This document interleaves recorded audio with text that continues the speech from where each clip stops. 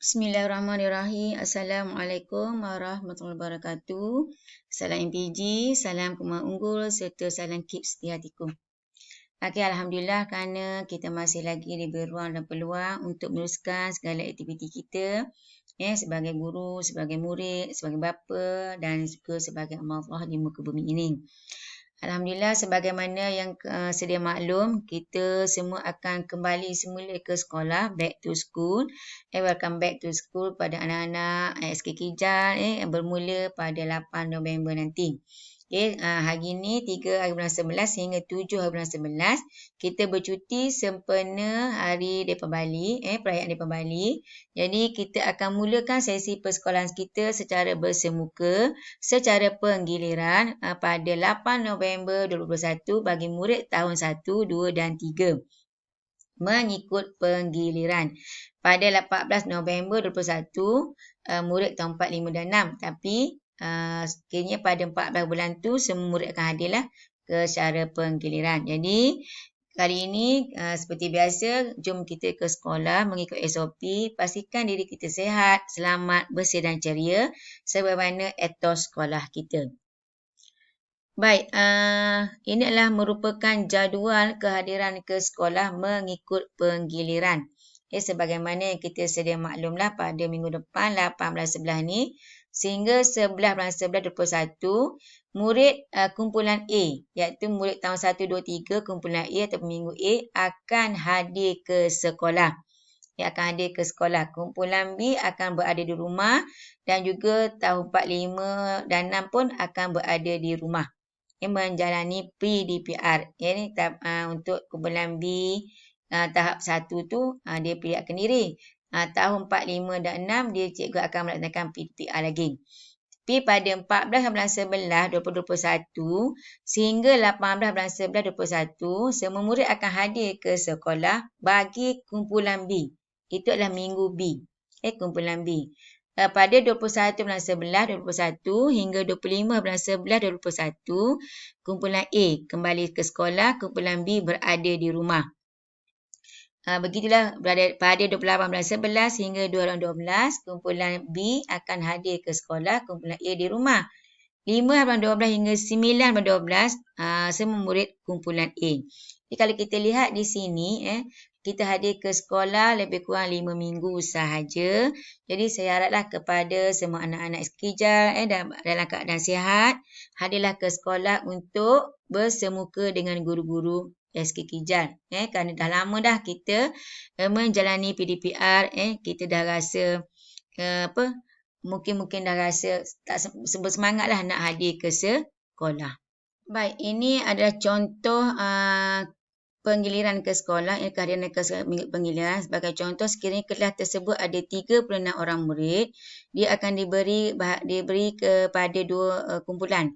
Daripada dua kumpulan, itu kumpulan A 18 orang, kumpulan B 18 orang. Jadi sekiranya kumpulan A hadir ke sekolah, kumpulan B akan berada di rumah melaksanakan PDPR kendiri. Bila kumpulan B hadir ke sekolah, kumpulan A berada di rumah melaksanakan PDPR kendiri. Inilah contoh. Kalau murid tu ada 15, kita akan bagi 2 juga. Kalau murid tu ada 20 pun kita akan bagi 2. Kalau murid tu ada 27 pun kita akan bagi 2 kumpulan. Maksudnya murid-murid ini telah di-tagging, telah dilabelkan nama-nama mengikut kumpulan masing-masing. Saya sedia maklumlah, saya rasa cikgu kelas akan beri nama kumpulan ni kepada ibu bapa semua bagi memastikan anak-anak hadir ke sekolah mengikut penggiliran. Bukan sebelum ini boleh hadir belakang, tak. Sekarang mengikut penggiliran. Baik, ini diingatkan kembali pematuhan SOP ketika hadir ke sekolah. Maksudnya pematuhan SOP ini masih lagi dikuatkuasakan bagi memastikan kita dapat memutuskan lagi rantaian COVID-19. Yang pertama, pastikan diri kita sihat, tiada gejala seperti demam, batuk dan sesama. Kerjasama mak ayah bagi memastikan anak-anak sihat ni untuk hadir ke sekolah. Kedua, memakai pelitup muka. Yang ketiga, imbas suhu badan, suhu melebihi 37.5 tidak dibenarkan hadir ke sekolah lah. Yang keempat, kerap mencuci tangan atau menggunakan sanitasi tangan. Kalau yang sendiri ada lagi baik, boleh bawa ke sekolah lah. Lepas tulis, lepas pegang sesuatu boleh sanitasi tangan. Dan sanitasi tangan ni disediakan di setiap kelas. Sebelum masuk ke kelas, kamu kena cuci tangan dulu ataupun sanitasi tangan dulu. Okey. Yang kelima, inilah yang masalah sikit, iaitu menjaga jarak fizikal. Tidak boleh berkumpul dan elakkan bersembang secara dekat. Saya mohonlah kerjasama ibu bapa semua bagi memastikan anak-anak ini mematuhi SOP ketika berada di sekolah. Sebagaimana anak-anak sedia maklum, di sekolah dibuat anak panah, dibuat arah-arah laluan secara sahala. Bagi memastikan anak-anak kita ni dalam keadaan selamat. Ke tandas ikut anak panah, ke kantin dan sebagainya itu mengikut anak panah haluan. Maknanya tidak akan bertemu antara satu sama lain. Tapi biasalah anak-anak kita ni kadang-kadang ingat dia ikut. Kalau tak ingat dia tak ikutlah. Tapi saya haraplah kepada semua anak-anak agar dapat mematuhi SOP ini.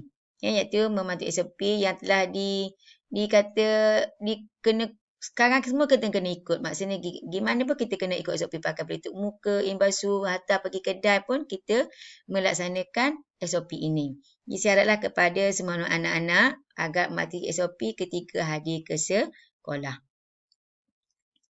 Baik, ini merupakan sesuatu kelas mengikut penggiliran. Dalam kelas kamu nanti kamu akan tengoklah kedudukan meja kamu telah diletakkan, dilabelkan dengan nama.